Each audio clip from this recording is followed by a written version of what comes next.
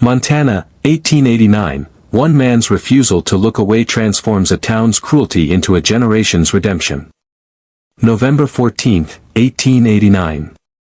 Thomas Brennan arrived at the Carver homestead to buy a $40 horse and heard something that didn't belong, metal scraping wood, rhythmic, desperate, rising from beneath the floorboards. "Rats," Silas Carver said, blocking the doorway.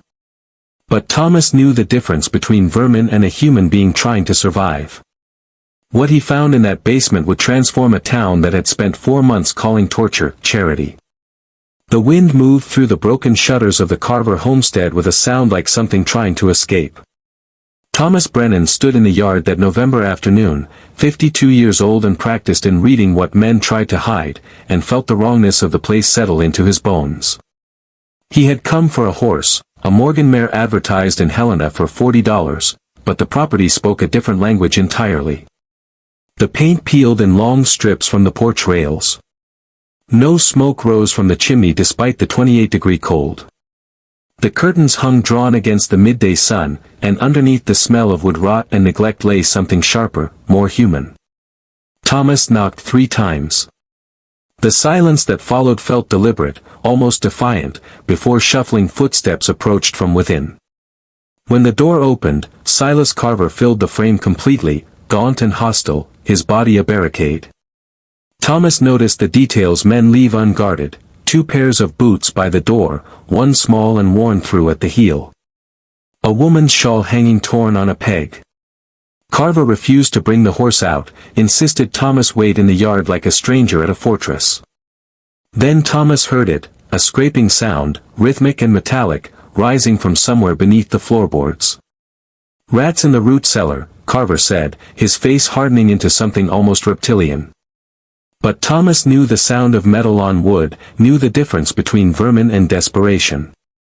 The sound pulled him backward 3 months, to a summer day in Helena, to his sister's voice warning him about the woman everyone called mad. July heat had turned the general store into a crucible of gossip and judgment. Thomas had been buying supplies when Sheriff Marcus Webb's laughter cut through the afternoon hum, joined by the merchants clustered near the counter.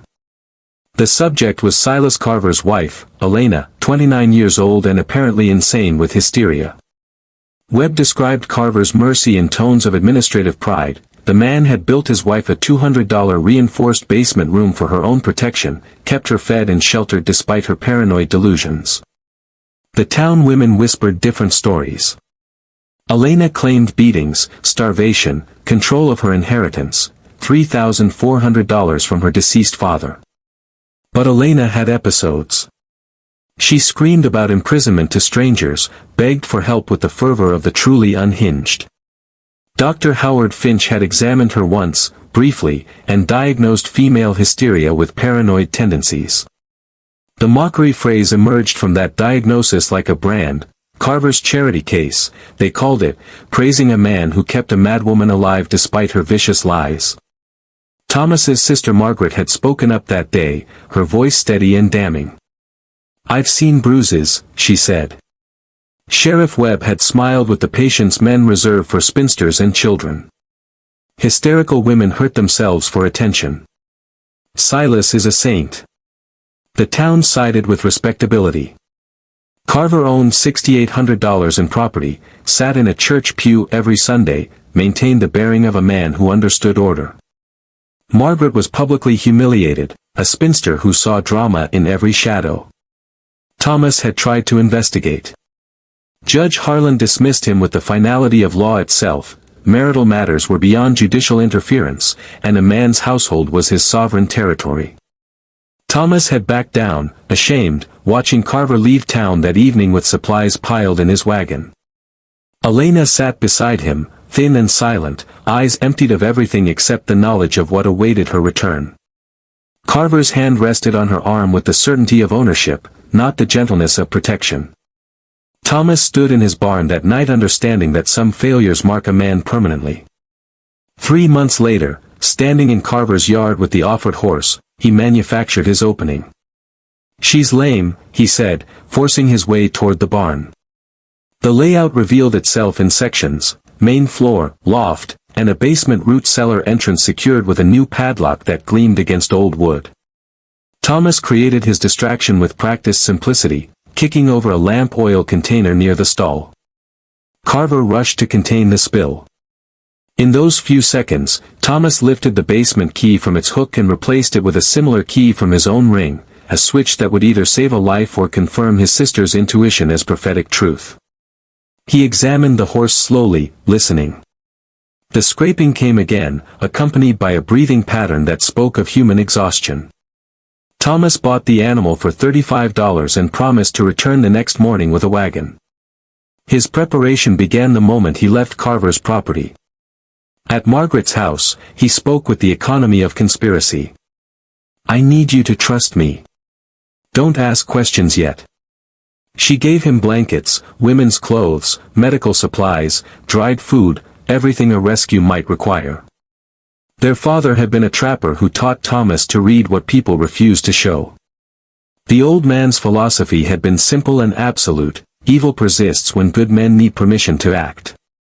That night Thomas studied the common architecture of Montana root cellars: 8 by 10 feet, 6-foot ceilings, dirt floors, single locked doors. He assembled his kit: bolt cutters, lantern, knife, rope, water flask. His plan required only opportunity and the moral clarity to act without society's blessing.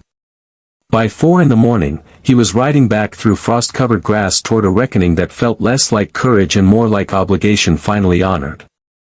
Dawn arrived at 28 degrees on November 14, 1889.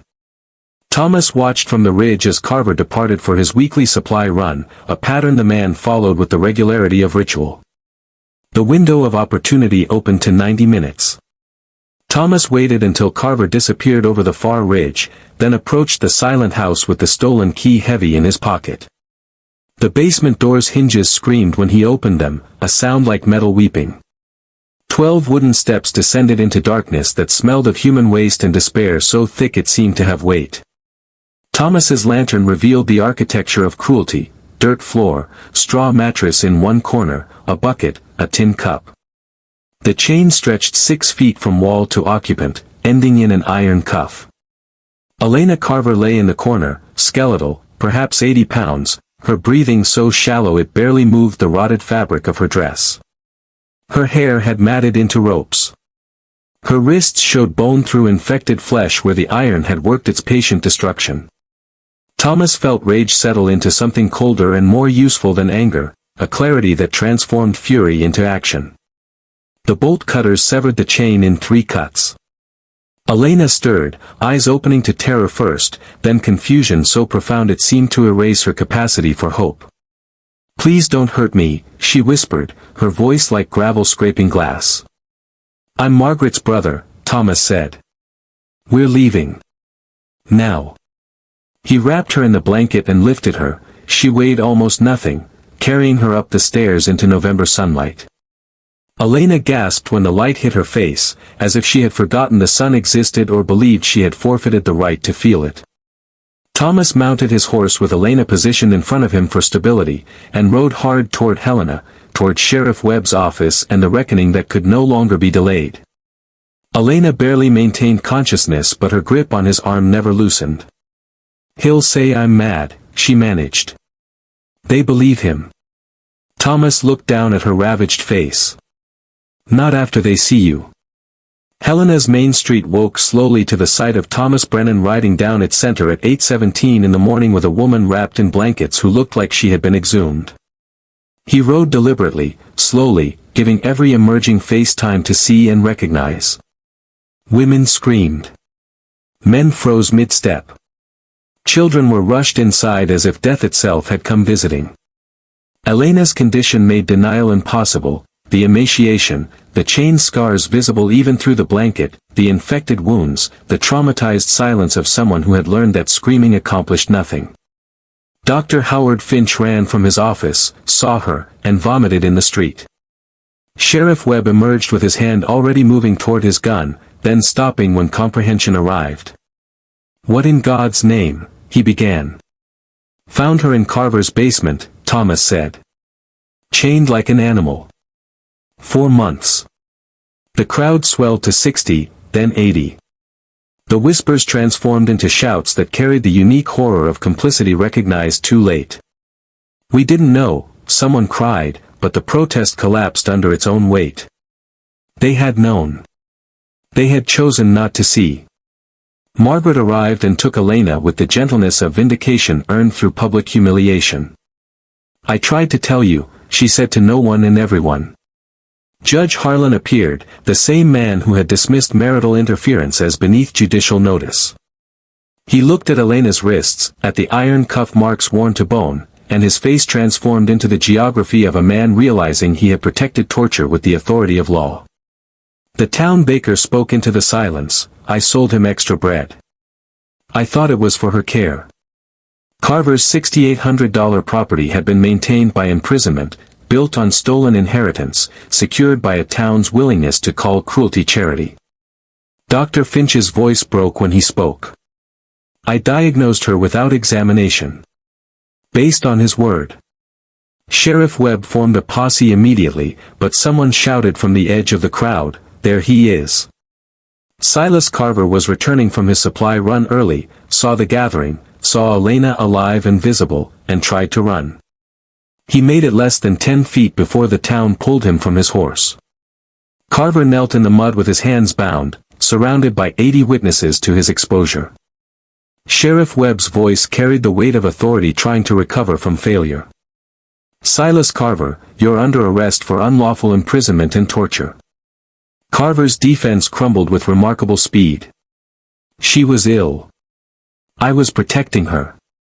Judge Harlan stepped forward, his face still carrying the shock of complicity. "From whom? From sunlight? From food?" Carver shifted to economics, to the legitimacy of legal control. "Her father's $3,400, I managed it legally. She couldn't." Margaret's response cut through the morning air with surgical precision. "You stole it. And imprisoned the witness." Dr. Finch examined Elena publicly, his hands shaking as he catalogued malnutrition, untreated infections, psychological trauma that would mark her for years. His diagnosis arrived with the clarity of penance. "Miss Carver is not insane. She is tortured. There's a difference." The crowd turned its horror inward. They had called her a liar. They had laughed at Carver's charity. They had done this too, through silence and convenience and the comfort of believing respectable men over desperate women. Elena spoke then, her first words to the crowd that had abandoned her, voice broken but absolutely clear, "I begged you. All of you." The silence that followed was total and crushing. One woman collapsed, weeping. Others followed. Sheriff Webb looked at the basement key in his hand, at the man kneeling in mud, at the town's collective shame made flesh. "Carver built that room for $200, he said. How much did our silence cost?" Carver's confession emerged not from remorse but from desperate self-justification. "I needed her quiet. The inheritance was mine. She would have wasted it." He admitted everything, the theft, the imprisonment, the beatings that kept her compliant. Judge Harlan's voice shook when he spoke. "I will carry this failure until I die." Carver was taken to jail through a crowd that parted in silence. Thomas and Margaret took Elena to Margaret's home, where she bathed for the first time in 4 months, ate a real meal, and slept in a clean bed while the town gathered at the church to ask itself how it had become the kind of place that chains women and calls it kindness. If you felt the weight of this story, the cost of looking away, the courage required to see, consider staying with us. There are more stories of vindication waiting, more moments where ordinary people refuse to accept cruelty disguised as order. Subscribe, and we'll walk this path together. December brought Elena's physical recovery in measured increments, 80 pounds to 105 in 3 weeks. Dr. Finch visited daily, conducting examinations that served as both medical care and penance. He taught her what she needed to hear: "You were never mad." He was never merciful. Elena's psychological journey moved from guilt, the survivor's burden of believing she should have fought harder, toward clarity. Margaret provided the counter-narrative with absolute conviction. You survived. That was the fight. Thomas visited weekly, never seeking gratitude, never claiming heroism. When Elena finally asked why he had believed her testimony when they had never met, his answer carried the weight of moral philosophy reduced to practice. I didn't need to meet you. I needed to see what they refused to see. The town's transformation became visible in policy and structure. Women formed a mutual aid society that checked on isolated wives monthly. Sheriff Webb implemented mandatory investigation of all abuse claims regardless of the husband's social standing. Judge Harlan reduced his own salary and donated the difference to a women's legal defense fund. The phrase, Carver's charity case, appeared in the territorial newspaper as a cautionary tale of societal blindness that preferred comfortable lies to uncomfortable truth. Elena's courage grew in proportion to her physical strength. She agreed to testify at Carver's trial, rehearsing with Margaret until her voice regained its authority. Thomas provided the timeline, the evidence, the witness accounts that transformed personal testimony into documented fact. On December 18, 1889, the courtroom held 150 people standing shoulder to shoulder. Elena took the witness stand and described 127 days in darkness with a calm that made the horror more devastating, not less. She spoke of beatings, starvation, psychological torture designed to break her sense of reality itself. He told me I was worthless, she said. You all agreed. The jury, 8 men and 4 women, Montana Territory allowing female jurors in specific cases, wept openly. Deliberation required 23 minutes. The verdict arrived as guilty on all counts. Sentencing followed with mathematical precision, 20 years hard labor. But Elena understood that punishment was not vindication. Transformation was. January 1890 brought the liquidation of Carver's assets and the restoration of Elena's inheritance plus damages, $11,200 total. The town expected her to leave, to build a new life in a place unmarked by trauma. Instead, Elena announced her intention to stay and her plan to use the inheritance for something that would outlast her suffering. She would build a women's shelter and legal aid office. Thomas helped design the building with security as the foundational principle, multiple exits, a medical room, a legal library. The construction cost $4,800, including Thomas's donated labor. Margaret became co-director. The shelter opened in March 1890 under a name that transformed victimhood into purpose, the Elena Carver House of Second Chances. The first resident arrived within days, a merchant's wife with a broken arm and a history of being accident-prone. Elena interviewed her personally, using language she had learned in a basement. I know what accidents sound like, she said. Within 6 months, 14 women had been sheltered, 8 legal cases filed, 3 divorces granted. The mockery phrase completed its transformation. Carver's charity case, now referred to genuine refuge, named after the woman who had survived its opposite and chose to build something better from the wreckage. Elena became a territorial advocate for women's property rights, testifying before the Montana Territorial Legislature with a story that changed law itself. The new statute was specific and absolute. Women's inherited property could not be controlled by husbands without written consent and third-party verification. Thomas received his own vindication through election to the town council in November 1890, chosen specifically for seeing what others chose not to see. Margaret was made president of the Women's Aid Society, her earlier warnings now recognized as prophetic rather than hysterical. Dr. Finch established a free women's clinic and refused payment for domestic violence cases. Judge Harlan never fully forgave himself but worked for reform with the dedication of a man trying to balance scales that would never achieve equilibrium. He created legal precedent allowing spousal testimony in abuse cases. Elena chose not to remarry, building an identity beyond survival and beyond the institution that had nearly destroyed her. I am not defined by what he did, she told a reporter. I am defined by what I built after. By 1891, 3 more shelters had opened across Montana Territory, all modeled on Elena's design. Silas Carver attempted appeal from prison. It was denied. He died in 1897 from illness, unmourned and largely forgotten. We're grateful you've stayed with this story to its conclusion. If these narratives of vindication and moral courage resonate with you, consider subscribing. There are more voices waiting to be heard, more truths that refuse to stay buried. 20 years moved across Montana like a season changing into permanence. By 1910, Elena was 49 years old and still directing what had grown into the Montana Women's Refuge Network, 12 shelters across the state, legal aid available in every county. The numbers told one kind of story: 847 women served, an estimated 200 lives directly saved, but the transformation ran deeper than statistics could measure.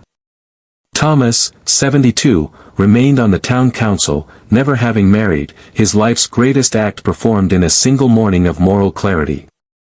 Margaret, 65, had retired from active leadership but taught young women the architecture of advocacy and the cost of silence. Helena had become a model for progressive domestic law, its transformation cited during Montana's path to statehood in 1889. Elena's case appeared in constitutional debates. Women's property rights were explicitly protected in the state constitution. The Carver Clause made spousal abuse investigation mandatory upon third-party report, removing the permission structure that had once protected cruelty. Each November 14th, the town observed Day of Seeing, gathering at the shelter while survivors shared testimony and the community recommitted itself to vigilance. The original basement where Elena had been chained was preserved as memorial space, its walls bearing a plaque with words that had become something close to civic scripture: evil persists when good people need permission to act. Here, one man refused permission. Elena's health declined in her late 40s, a heart condition slowly claiming what imprisonment had weakened. She gave a final interview to the territorial newspaper with characteristic precision. "I forgave the town. They were human. But I never forgot." Her teaching role continued until her body failed, mentoring young women lawyers and social workers, passing down philosophy earned in darkness. "Survival isn't enough," she told them. "Transformation is the goal." Thomas visited regularly, their friendship never romantic but permanently protective, bound by a morning in November when he had opened a door and found conscience. "You saved my life," Elena said during one visit. Thomas shook his head. "You saved yourself. I just opened the door." The shelter's financial stability was ensured through careful stewardship. Elena's original investment had grown through donations and interest to $34,000, an endowment that would guarantee perpetual operation. Spring 1911 arrived with the kind of gentleness that seems designed for endings. Elena's heart failed on a Tuesday morning at Margaret's home, surrounded by women whose lives demonstrated what transformation looked like when given room to breathe. She died peacefully, her last words reportedly about the garden visible through the window and how good the light looked on new leaves. Helena prepared to honor a woman it had once called mad with the largest funeral in the town's history. On May 3, 1911, 600 people gathered, including the territorial governor and representatives from every shelter in the network. The eulogies came from survivors, lawmakers, Thomas, and Margaret, each testimony a thread in a larger tapestry of vindication that had taken 22 years to weave completely. No one mentioned Silas Carver by name. He had been erased by irrelevance. Elena had become eternal. Thomas, 73, spoke with the economy of a man who understood that some moments require no embellishment. "I came for a horse. I found a woman in chains. She found a way to break chains for hundreds more." The town council voted unanimously to rename Main Street Elena's Way. The shelter received its final name, the Elena Margaret Brennan Center, honoring all three people who had refused to accept cruelty as inevitable. The basement that had been Elena's prison was transformed into an education center teaching recognition of domestic violence. Survivors conducted tours, their voices steady. "This is where silence kept her. This is why we speak now." An annual scholarship was established, $500 for women pursuing law or social work, funded by interest from the original inheritance in perpetuity. Margaret continued the work another 5 years before dying peacefully in 1916. Thomas followed 6 months later, 78 years old. They were buried side by side with Elena, 3 graves sharing one headstone. They refused to look away. The generational impact continued to compound. By 1920, Montana led the nation in women's domestic protections. By 1950, Carver's charity case appeared in legal textbooks as foundational precedent. By 2000, the original shelter building achieved designation as a National Historic Landmark, still operating, still saving lives 110 years after Thomas Brennan rode down Main Street with evidence that could no longer be denied. A visitor stands outside the preserved basement memorial on a November afternoon, autumn wind moving through the trees with a sound like something finally set free. The plaque tells the essential story: a woman chained for 127 days, a horse trader who refused to look away, a town that learned the cost of convenient blindness. An audio recording plays Elena's final interview on a loop, her voice aged but unbroken. The greatest act of rebellion is refusing to accept someone else's definition of you. The modern shelter operates next door, its windows bright against the late afternoon sun, windows Elena herself had specified in the original design, ensuring that no woman would ever again live in manufactured darkness. Children play in the memorial garden, their laughter a form of evidence that vindication creates safety for people not yet born. The chains that held Elena for 127 days sit behind museum glass now, iron cuffs open and empty, accompanied by photographs documenting their use and the rescue that ended it. Visitors pause longest at the image of Thomas Brennan, an ordinary man, 52 years old, who came for a horse and found a moral obligation he could not ignore. The timeline on the wall tracks transformation measured in decades, from basement prison to legal precedent to constitutional protection to generational change. But the numbers and dates cannot capture the essential truth that 3 graves on a hillside represent, that vindication is not a moment of triumph but a momentum that builds across lifetimes, each act of courage creating permission for the next. The shelter serves its 83rd woman this year, her story different in detail but familiar in its architecture of control disguised as care. She walks past Elena's photograph in the entry hall, the official portrait taken in 1905, when Elena was 44 and fully herself, no longer defined by what had been done to her but by what she had built in response. The chains that held her for 127 days now sit behind museum glass, and every woman who walks free past them proves that vindication isn't a moment, it's a momentum that outlives us all.